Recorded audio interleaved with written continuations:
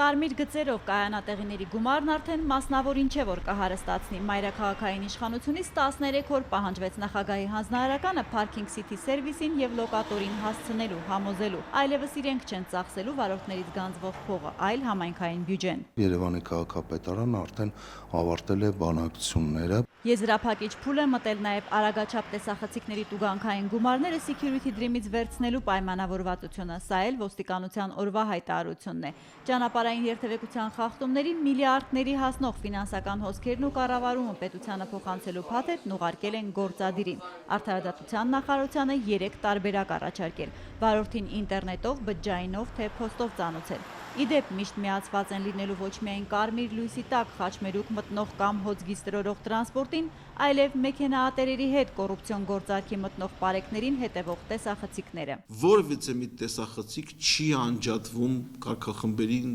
ծառայություն կատարելու ժամանակ։ Ձայնագրությունների փակ դիտումներ են լինելու ընտրանքային կարգով։ Հերմինե Բաղդասյան, առաջնալիք։